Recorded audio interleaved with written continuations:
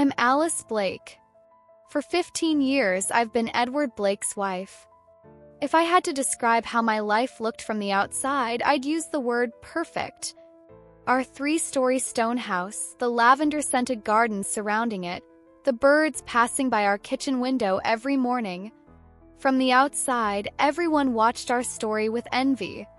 Our friends, neighbors, Edward's colleagues at the hospital, they'd all turn to me at some point and say, "You're so lucky, Alice." Maybe that's why, when I looked in the mirror one morning and noticed the lines on my face deepening, I ignored the strange voice rising within me for so long. Cracks start with a faint sound. First, you don't even hear it. But once you listen, you can't silence it. That morning started ordinarily. Sophie was swinging her legs at the table, saying she wanted pancakes. Liam was busy packing his bag. I was spinning around the kitchen as usual, glancing at my watch. Edward was buried in his newspaper, occasionally looking up to offer me a faint smile. Just like every morning. On the surface, everything was fine. But when you stare at the illusion of perfection too long, you start noticing the small flaws. That morning, as I reached for my teacup, my eyes drifted to Edward's wrist. He wasn't wearing his watch. The one I'd given him last month for his birthday with such excitement. A small, elegant detail. But its absence left an inexplicable void inside me. "Didn't you wear your watch today?" I asked with casual curiosity, trying to keep my tone normal. Edward glanced briefly from his wrist upward. "Forgot it," he said with a short smile. Maybe it should have ended there. Trivial, everyday oversight. But it left a small, sneaky weight in my stomach. After the kids grabbed their bags, Edward adjusted his clothes by the door, and my eyes caught something again. His shirt. He'd said he went to the hospital last night for an emergency surgery, but there was a slight wrinkle in his shirt and a faint stain on the collar. It was barely noticeable in the yellow light, but the color of that stain, it was red. His gym bag sat by the door, its zipper slightly open, looking forgotten on the grass. I noticed his tie peeking out from the edge, crumpled. Everything felt a little rushed. "Running late," he said hurriedly, planting a kiss on my cheek before shutting the door. For a moment, I watched him go. From the outside, still the same Edward. The respected cardiothoracic surgeon. Father of 3. Perfect husband. But for a fleeting second, it was as if he'd left a faint trace behind. Like a shadow. The kids were at school and the house fell silent. That strange unease had knotted itself in my throat. Absent-mindedly, I started gathering the laundry. Then I found myself standing by Edward's gym bag. My hand reached for the zipper, moving almost independently of my conscious will. I pulled out the shirt. The one he claimed he'd worn during surgery last night. But the stain, it wasn't a medical one. Faint, as if wiped, but still there. Dark red, a shade resembling a lip mark. My fingers lingered on the collar involuntarily, a lump forming in my throat. I closed my eyes. Logic kicked in. "No, don't go there, Alice. Don't be ridiculous. He's just had a long day." But my heart was saying something else now. By evening, the kids were playing in the living room. Edward texted that he'd be late. Said he was tired. My hands trembled as I gripped my phone. Looking at his phone, it was one of those things I told myself I'd never do. 'Cause we were a couple built on trust, right? But now that voice inside me couldn't be silenced. I didn't look that night. But I made my decision. If Edward wouldn't tell me the truth, I'd search for it myself. The night passed and morning came. As the kids chattered at the breakfast table, I found myself in the same place again. Edward had left early that morning. Like always, he grabbed his bag, gave me a quick kiss, and shut the door behind him. But that morning, something was missing, in my eyes, in my heart. No matter how much I wanted to, I couldn't silence the voice inside me. Sophie's eyes sparkled as she scattered the fruit bowl across the table. Liam, sitting across from me, was talking about an award he'd received at school the other day. Kid's joy gave me a momentary sense of relief. But soon enough, that red stain on the shirt crept back into my mind. That stain. It was fresh, like a fingerprint, like the signature of a passing woman. Normally, everything would go on as usual. Days would pass and we'd carry on with our lives. But that morning, everything felt different. My eyes settled on the world they usually skimmed over. That strange feeling inside me was like a message from a stranger. It wasn't hard to see how much Edward had changed. But why was I still so silent? After 15 years together, why was I still delaying the questions I should have been asking myself? My eyes couldn't be this full of doubt. There had to be an explanation for everything, right? Snapping back to Sophie's voice, my mind was still on Edward. His shifting glances, the unfamiliar look in his eyes each morning.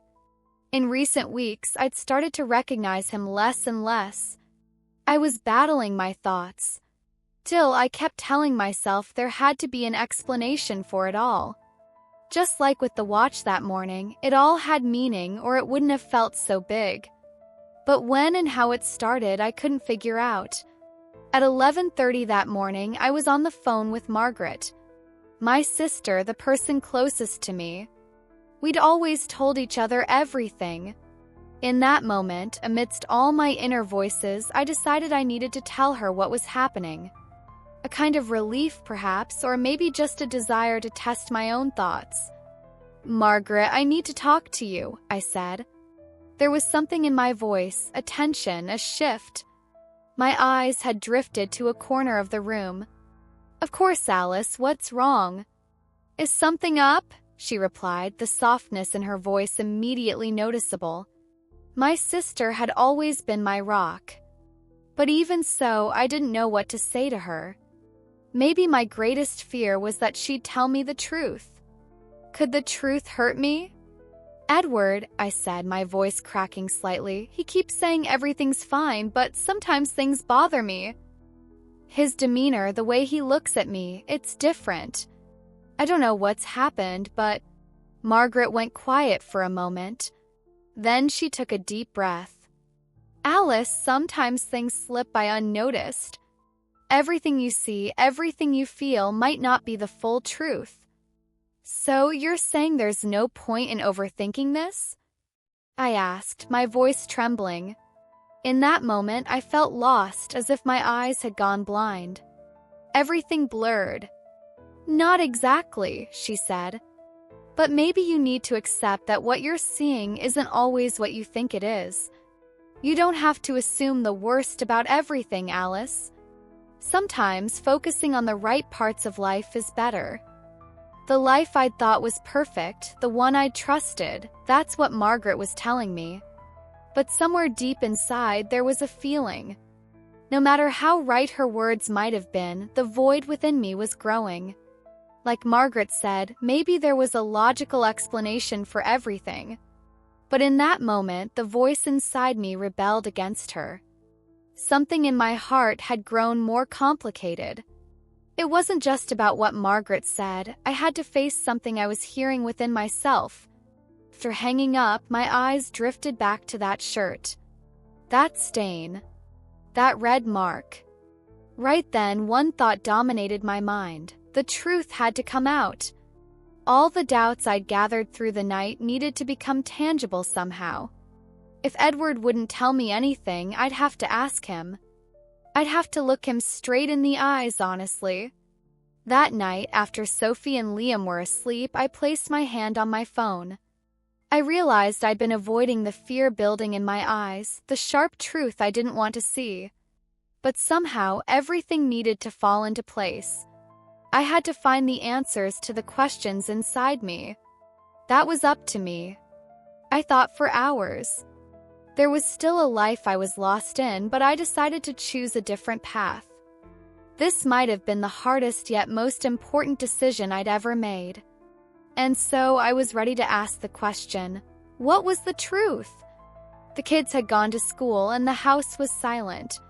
Sometimes silence is louder than anything else. That morning, the quiet echoing through every corner of the house felt like a reflection of the storm erupting inside me.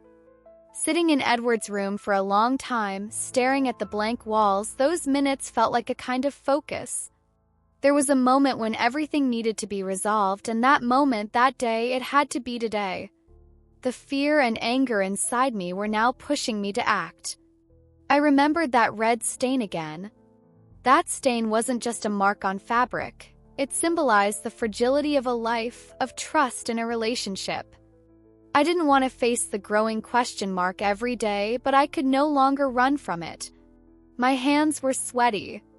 The voices inside me kept warning me. Don't stop. Everything must come to light. Finally, I recalled that night. After the kids were asleep, I'd considered looking at Edward's phone. But I hadn't. I'd always trusted him, believing that trust was something too precious to be taken away. Yet now I had to question that same trust. 2:30, I jolted at the sound of a key in the door. Edward was home. He'd seemed like he'd be spending the night at the hospital, but my suspicions were growing. What if it's another lie? I couldn't help but think. Today I needed to know the truth. The door opened and Edward stepped inside. He looked tired. His hair disheveled, the stubble under his chin a little longer. Our eyes met for a moment. In that instant, we were both aware of everything. But neither of us knew what to say to the other. "You're this late," I said, a coldness in my voice. As I wrestled with myself, I struggled to let my feelings show. But no matter how hard I tried, the anger inside me wouldn't leave. Edward grimaced. "Work's been intense, you know." And then there was a 2-hour drive afterward. A silence hung between us. In that moment, I wondered how much time we really had left. Something inside me was breaking completely. I had to end this silence. "You've changed a lot lately," I said. The excuse of being tired, coming home late every night after hospital shifts. And this morning, I noticed you didn't wear your watch. Can I really trust you, Edward? Edward went quiet for a moment, his eyes dropping to the floor. In that instant, I had no doubt left about my instincts. No matter how much I thought it over, things were becoming clearer inside me. "There's just a lot going on, Alice." "Really?" he said, but the dullness in his eyes told me a different story. "Let's take it slow, okay? Don't make it a big deal, all right?" Each word pierced me like a darkened shard. It was that clear. Edward didn't have the courage to tell me the truth. The way he looked at me, the fear in his eyes, told me something was wrong. "I'm not making it a big deal." "But I know, Edward, you've got another woman," I said. In that moment, those words spilling from my tongue unleashed all the silent fear and anger inside me. Saying it both relieved me and broke me at the same time. Because it wasn't a secret anymore. Truth had finally come out. Edward's face went pale. His eyes widened in shock, his breathing hitched. But there was something else. His surprise was only surface deep. In that moment, I realized something. The woman he once called his wife was someone he'd only loved in the past. That love was gone now, extinguished. "How?" he started, but the words caught in his throat. He was fully aware of everything, but in that moment, he had no choice but to face the truth. The next morning, everything felt different. The blur in my eyes had lifted. I remembered that night, every word spoken, every glance. Edward's shock, his fear. But I realized something. It all had to do with me. My determination to find answers to my questions had pushed him a step back. And in that retreat, he'd made a mistake. Because I hadn't come to forgive the man who'd betrayed me. I was building my own life now. That morning, I moved to handle my tasks without sparing Edward a single thought. dropping Liam off at school, searching for a lost pencil in Sophie's backpack. Through it all, one thing occupied my mind: I would carve my own path. No matter how hard I tried, I decided to unravel the meaning behind everything. My eyes searched for change in every corner of the house. As I tidied the room, cooked in the kitchen, each movement felt like a meeting point between the past and the future. Faced with the deepest stain in my life, I wanted to open a clean page. And that morning, I made a promise to myself. I wouldn't surrender anymore. By 6 in the evening, Edward still hadn't come home. I'd grown used to the silence of the house after the day's tasks were done, but tonight was different. I would confront Edward. This time, though, I'd ask all my questions calmly. I had no idea what the answers would be. I only knew I no longer wanted the false trust he'd given me. When the front door opened, Edward stepped inside. He slipped off his shoes slowly, casting me a brief glance. But this time there was no ease in his eyes. It was as if a war had begun, one where neither of us would emerge as the victor. "Did you hear me, Alice?" he said as he came in. "This isn't the right time to talk about this. It's all temporary, we're all tired. Let's slow down, okay?" A momentary silence settled. The resolve in my eyes shone steadily. I couldn't accept this slowing down anymore. Neither the weight of the past nor his crumbling lies would hold me back. When a woman's anger meets the strength born from years of broken trust, everything changes. "Edward," I said, my voice carrying a tone and authority. "I shouldn't have waited this long. I should have seen how quietly and slowly everything fell apart. But now I need to make a decision." Edward searched my eyes, a flicker of surprise in his. "How can you say that? Alice, I can explain everything to you, but are you really ready for it? Hearing the truth could ruin both our lives." "You're the one who needs to hear the truth," I said. "I have a life, Edward. I'm not tied to you anymore." "It's too late to say you don't want to hear it." We stood in silence for a while. Coldness and determination on my face pushed him another step back. Edward tried to suppress the wave of panic within him, but with each passing second, my resolve wrapped around him tighter. "Just say one thing," I said. "Tell me the truth. How far back does this go?" Edward stayed silent for a few seconds, his eyes glazing over. "Alice, I don't want to lose you." "But with Charlotte," he cut himself off, clasping his hands together as his gaze dropped to the floor. In that moment, everything clicked. Charlotte. That woman's name. It was Edward's confession, an admission of the truth he had to face. But there was something more behind it, a woman and the life she deserved. My eyes fixed steadily on Edward. "Charlotte? You think so little of me, don't you? Then it's all clear. The greater someone's fear of telling the truth, the deeper their betrayal runs. But don't forget, Edward, I didn't set out on this path to lose." Edward took a deep breath. "How could I lie to you like this? I've insulted you. But above all, I really do love you." "Love," I whispered. "Real love isn't measured by betrayal." And in that moment, I realized how strong I was, how right my decisions had been. Slowly but surely, I was about to take the final step in this life with him. The house was quiet, as it usually was. But this silence no longer brought me peace. Felt as though even the walls were watching me. Every corner of this stone house where I'd lived for years now seemed like a rebellion against me. The flowered plates on the kitchen counter, the symmetrically arranged armchairs in the living room, the walls adorned with the kids' drawings. Everything looked perfect, but inside me, everything was in pieces. The echo of last night's conversation with Edward still rang in my ears. Charlotte. The moment that name left his mouth, I felt the life I'd built over years collapse. Confession had brought a kind of relieved silence, but it also carved a void inside me. Because now I had to ask myself, What are you going to do now, Alice? I hadn't just been lying to Edward, I'd been lying to myself for years. I'd comforted myself with, "We're perfect, we're a strong family."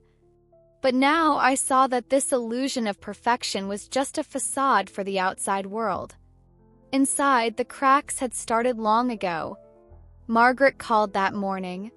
She immediately sensed something had changed in my voice. "Is everything okay, Alice?" she asked. For a moment, I couldn't answer. "No," I said finally. "It's not okay. But maybe it needs to be this way now."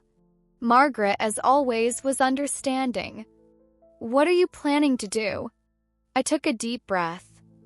"I don't know yet. But for the kids, for myself, I have to change something. I can't keep living in the same house and closing my eyes.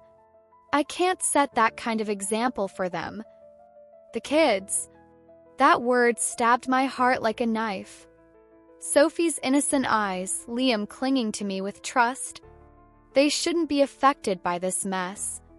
This had to be my battle alone. That afternoon, with no one else home, I sat quietly in the living room and did something I hadn't done in a long time. I took out a piece of paper and started writing. What I felt, what I thought, what I wanted to change. I poured it all out line by line. As I wrote, I realized there'd been an Alice living for years according to others' expectations. Perfect wife, the selfless mother, the strong woman. But what did I want? When had I last made a decision just for myself? My eyes drifted to the corner of the notebook. With trembling hands, I wrote a single word, divorce. For a while, I just stared at that word. It was the one I'd been too afraid to say, the one I'd feared, but also the one that could grant me the most freedom. My heart pounded. I thought, kids, society, friends, family, what would everyone say? But then my own voice whispered, "How long will you keep caring about what others think?" I reached for my phone, about to look up my lawyer's number, when the sound of the door startled me. Edward was home early. My heart raced as I set the phone on the table. Not today. I wasn't ready, but I was so close. I just needed a few more breaths to take the next step. When Edward walked in, our eyes met. He knew something had changed too. I no longer averted my gaze like before. In that moment, I felt a strength within me. The strength that comes from calm and resolve.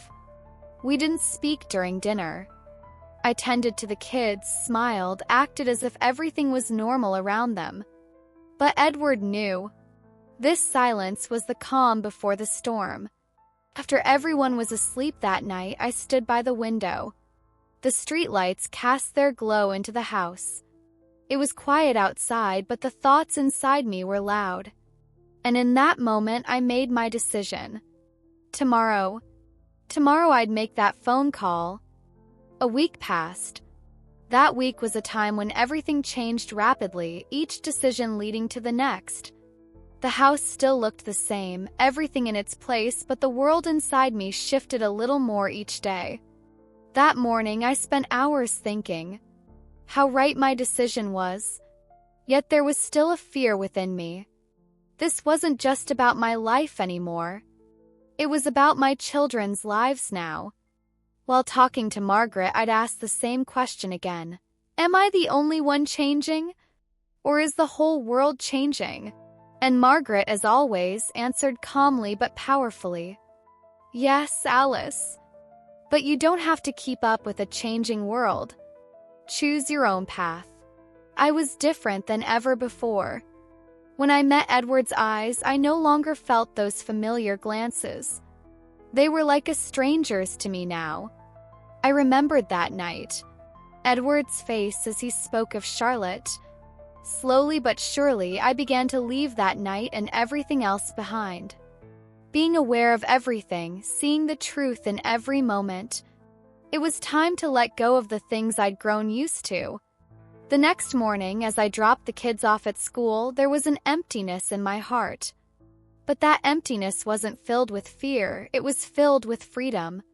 freedom, the desire to rediscover myself and make the right choice for my children.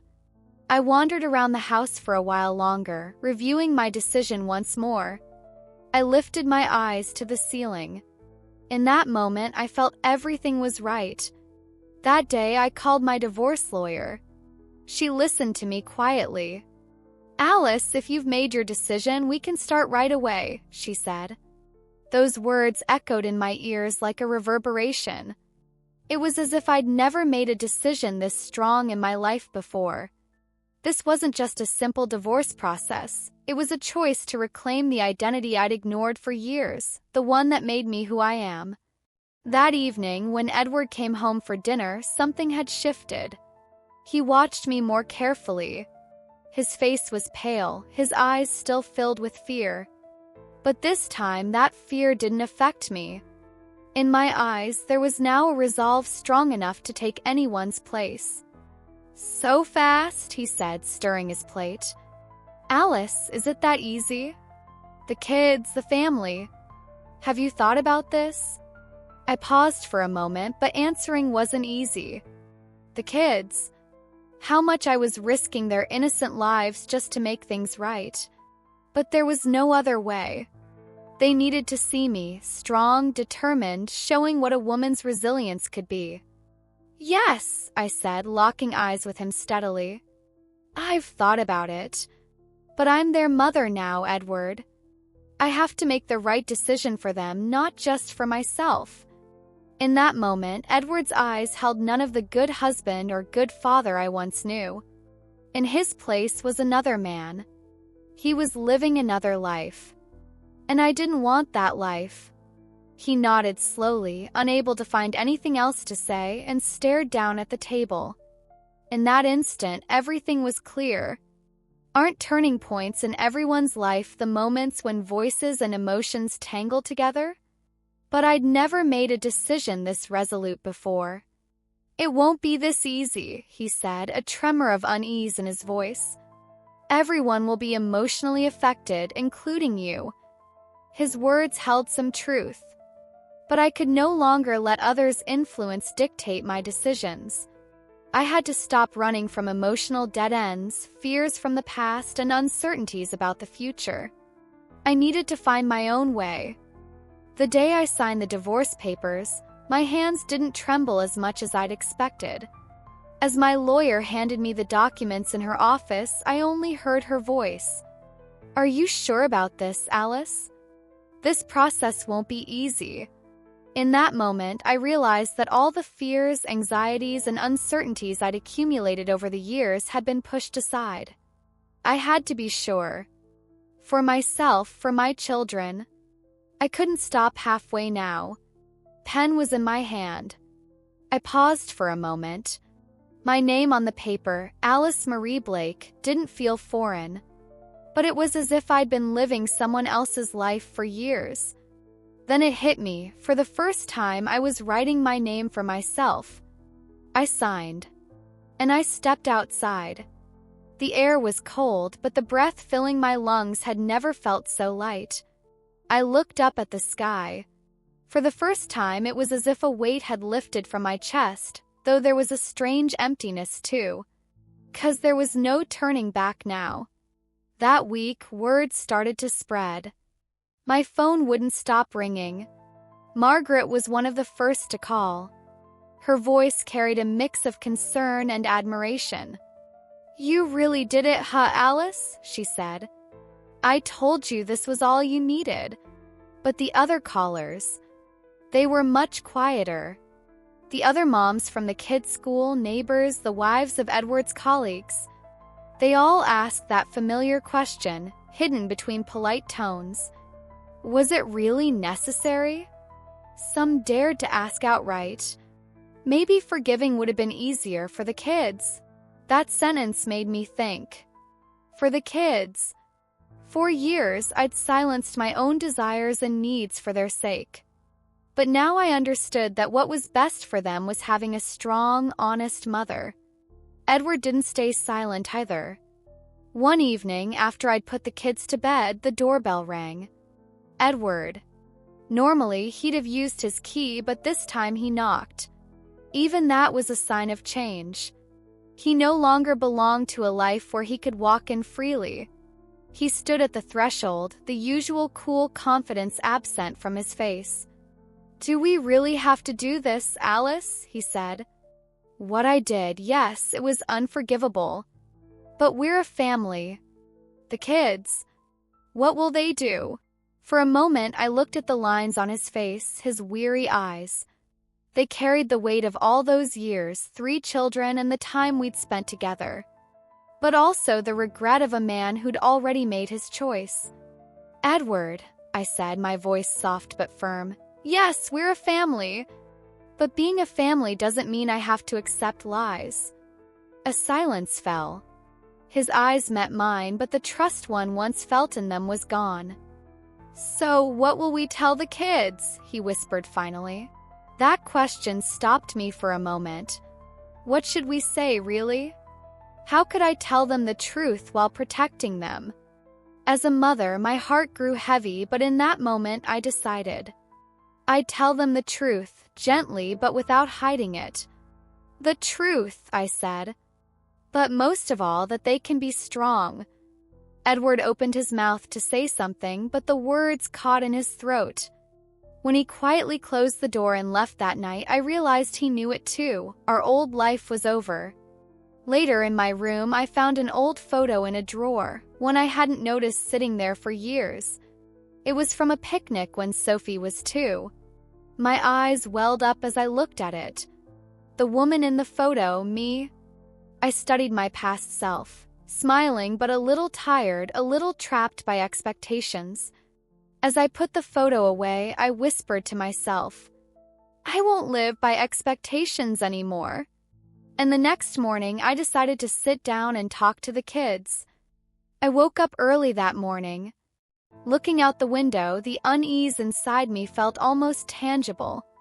The sky was gray, but the gloom in the air was lighter than the burden I carried within. Today, I was going to talk to the kids. The words that had been swirling in my head for days. Where would I start? How much would I say? Would it be better to protect them or to show them the truth? As I prepared breakfast in the kitchen, I noticed my hands trembling. I made pancakes as usual, sliced the fruit. When Sophie came downstairs, the light in her eyes was the same as always. Liam followed, a little sleepy, a little distracted. Seeing their innocence made my heart ache. They knew. We hadn't talked about it openly yet, but they'd sensed it. From the silence in the house, from their father's evasive glances, from the way I'd been retreating into myself more often at night. Kids are intuitive. I smiled at them, but inside I was shattering. "There's something we need to talk about today," I said, keeping my voice as steady as I could. Liam looked up, his eyes so much like his father's. "What's wrong, Mom?" Sophie jumped in right away. "Is Dad staying at the hospital again?" For a moment, my breath caught. I set down my fork and clasped my hands at the edge of the table. I leaned toward them. Meeting their eyes was important. It was time to stop hiding. "Your dad and we've decided to talk," I said. "From now on, we'll be living in separate houses." Silence. Liam frowned and looked at me. Sophie's lips trembled. The confusion in their eyes felt like the physical embodiment of the fears I'd stored up over the years. It was hard to bear in that moment, but I didn't look away. Liam, staring down at the table, asked, "What about us? What will we do?" I took a deep breath. That was the real question. What would they do after this decision? Not me, not Edward, not the people around us. They were the ones most affected. "We're still together," I said. "You're the most precious parts of me. This change isn't your fault. And we'll always be together." Sophie got up from her chair and hugged me. Resting her head on my shoulder, she whispered quietly, "What about Dad? Doesn't he love us anymore?" In that moment, I swallowed the words knotting in my throat. Being a mother sometimes means standing strong with silence, not words. Your dad will always love you. But sometimes grown-ups make wrong choices. That doesn't mean we don't love you. It just means how we love each other has to change. Liam kept his head down, crumpling his napkin with his hands. Seeing him like that strengthened the protective part of me. No matter what, I had to leave them with solid ground amid this chaos. I repeated to myself over and over in my mind. Leave them a strong mother, an unshakable anchor. Through breakfast, we went for a walk together. The air outside was still gray, but holding my children's hands made something inside me clear. It wouldn't be easy, I knew that. They might not understand, might quietly rebel. But that was what mattered. I would stand tall by their side now. That night, Sophie brought me a drawing. She'd drawn 3 people, me, Liam, and herself.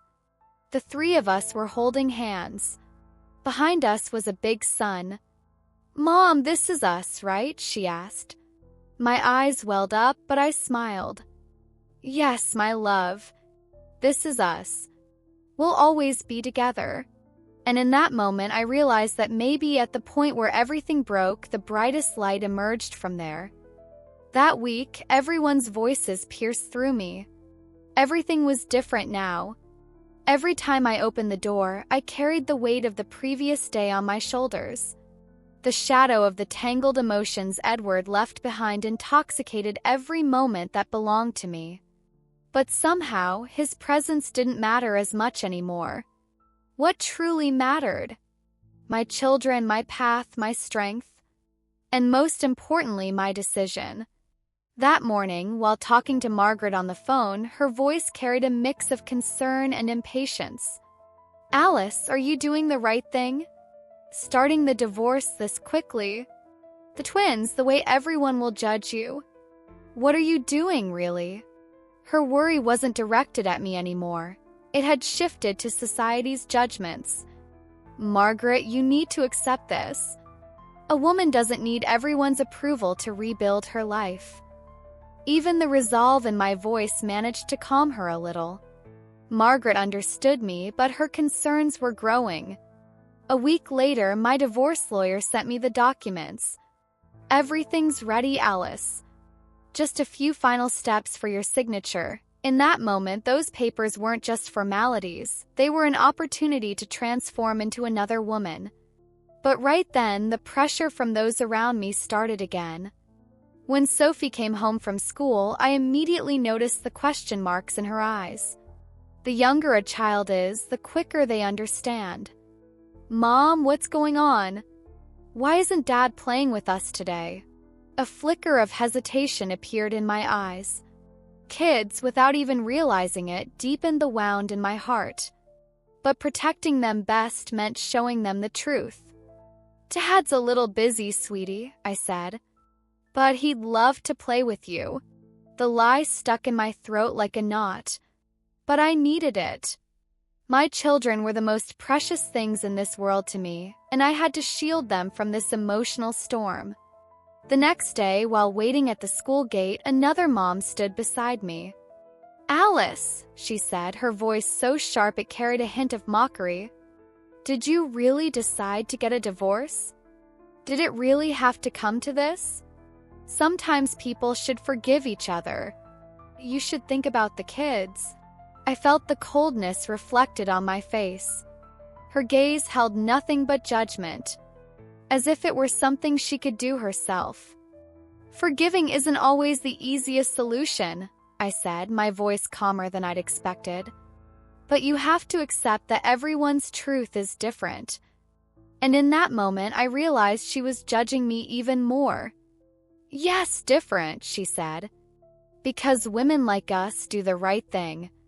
We make decisions thinking of the kids, the family. Thinking only of yourself isn't a solution." Her words cut deep like a knife. They echoed in my head. Women like us. Who was I? What was I? Did I have to be one of those women? Or was it time to just be myself? But I kept standing there. Wiping the mist from my eyes, I slowly started walking into the school. The next day, I got a message from Edward. I opened it quickly. "How are the kids? Should I help you with anything? We need to talk, Alice." His messages still carried that same fear. He wanted to defend himself, to take it all back. But what should I do? I found the courage to respond, but calmly. "This is our business, Edward. I don't need your help. We should focus on the kids." But the messages kept coming. "If you're still thinking of doing this, you're leaving me alone against everything," he said. His words were a reflection of the same sentences I'd heard for years. Yet there was something else in them, a ghost. Words like "don't leave me, I love you." All of it was a final move. But it was over. I was standing here now. Society's gazes, the old habits still lingering in the minds of parents.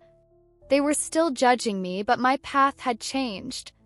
Maybe one day we'll find meaning in those looks. But for now, I'm still here, living by my own decisions.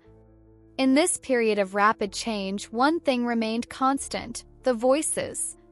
With every step, every conversation, every tense moment, the pressure of society was always there. Whenever I stepped outside, eyes were on me. The way people looked at me, those who didn't look away, those who said, "I didn't expect this much," all of them gazed at me not to guide me toward the truth, but to judge me. Edward's messages kept coming. Sometimes I wavered between responding or ignoring them. "Alice, don't do this to my kids. We need to talk." I read them quickly, but in that moment there was only one thing inside me. I wouldn't stray from my path. What he wanted to say no longer meant anything to me. Edward was now a part of the past. I didn't have to endure this much destruction, this much heartbreak any longer. That morning, as I dropped the kids off at school, I felt the unfamiliar look in their eyes more clearly. My children were watching my every moment. It was more than just the fear it stirred in me. I had to protect them. But at the same time, I had to be a true example for them. When Sophie came home from school, she asked, "Mom, why are you sad?" In that moment, something inside me broke. My children. I'd never wanted their lives to be this hard. But now I knew I had to explain everything in the best way possible. "There are some problems with Dad, sweetie," I said without looking away. "But everything will be okay. We're strong together." Sophie looked at me, searching for meaning in my eyes, then nodded and rested her head on my shoulder. "Will Dad still play games with us?" she asked. My eyes welled up. It was so simple, so pure, so innocent. My children had always trusted me. That trust was something to protect forever. But I needed to rediscover the trust within myself. That evening, I had to face Edward again. I needed to have one last serious talk with him. I had to do this. My eyes drifted to the clock by the living room door. When he entered, Edward's face carried an old expression. But this time I could read it. That look bore the traces of helplessness and a lost relationship. "We should be together, Alice. Think of the kids. You should do this for us, for yourself. I want this for you, for us." In that moment, the dullness in my eyes deepened. Something inside me had frozen. The weight of all those years, all that experience, all the responsibility of that moment was there, but I was too strong to surrender to it. "I know how hard this is, Edward," I said, choosing each word carefully. "But everything's different now. There's no solution for us.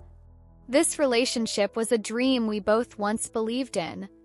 But now there's a different path. A life where we both follow our own roads." Seeing the fear on Edward's face in that moment actually gave me a kind of strength. 'Cause I was stronger than him. Unfortunately, it was all too late. But I was still here, standing to do what was right for my children. A week later, I ran into an old friend from the city. For the first time, I realized how alone I felt. I could sense the skeptical look in her eyes.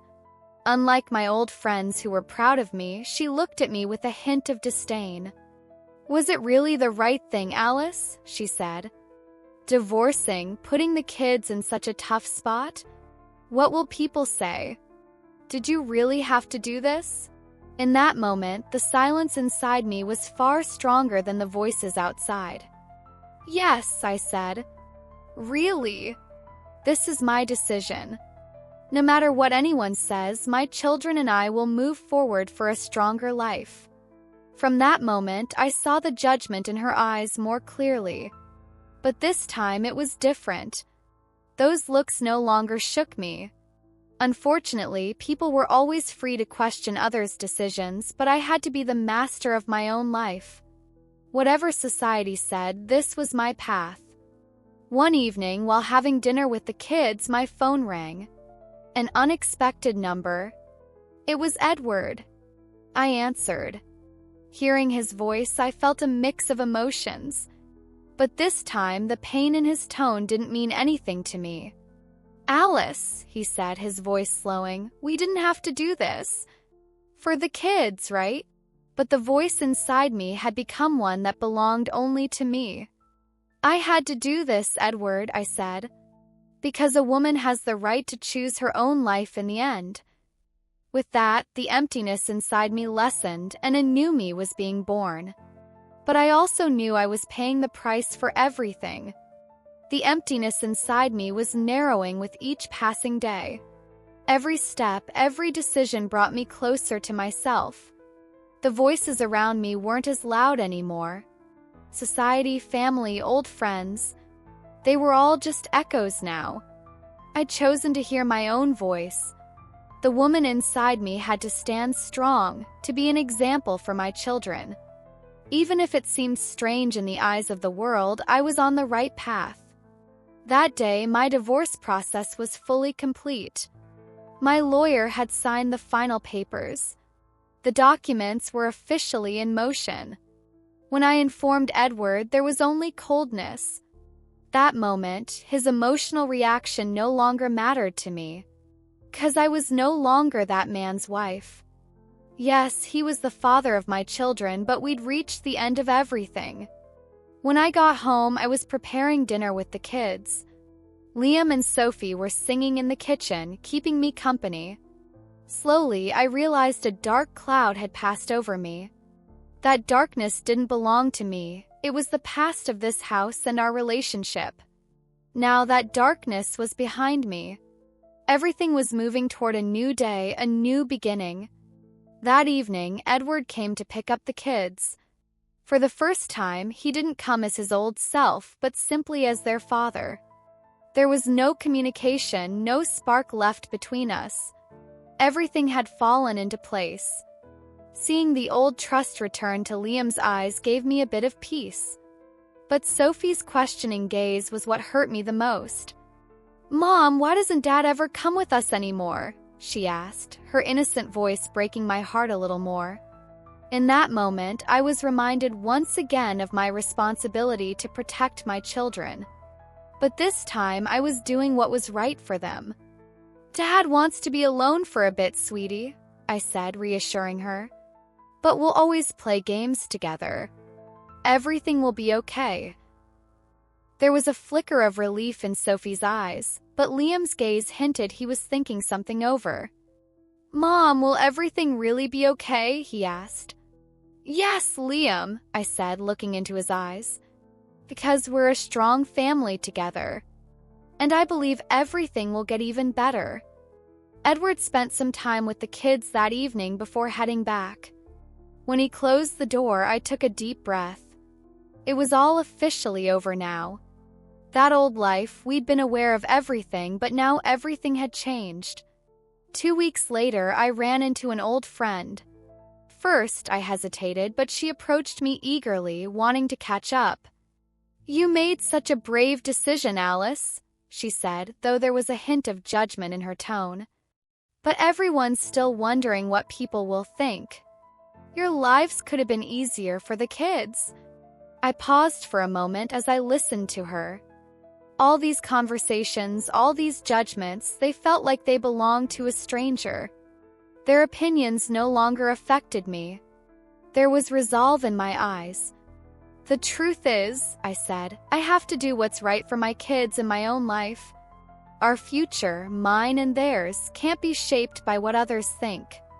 Yes, it was hard, but I did the right thing. I had to do this to find my own strength, to be an example for my children. My friend fell silent for a moment. A glimmer of understanding appeared in her eyes, but the judgment lingered. Still, should it have been so easy to let go of your old life? She asked, still hesitant. My life, I said, smiling. I thought about that. But there's no old me in the life I need to live anymore. There's a new me. A new beginning. The next day, my kids came home from school. As usual, their arrival brought life to the house. They trusted me now, relied on me. They were my most precious treasures. As a mother, I had to be strong to set the best example for them. This was the start of everything. And that day, in that very moment, something else became clear in my life. I wasn't alone anymore. In my children's eyes, in the trust they had in me, in the strength I'd found within myself, I believed everything was right. A new beginning, a new life. And I was ready for it.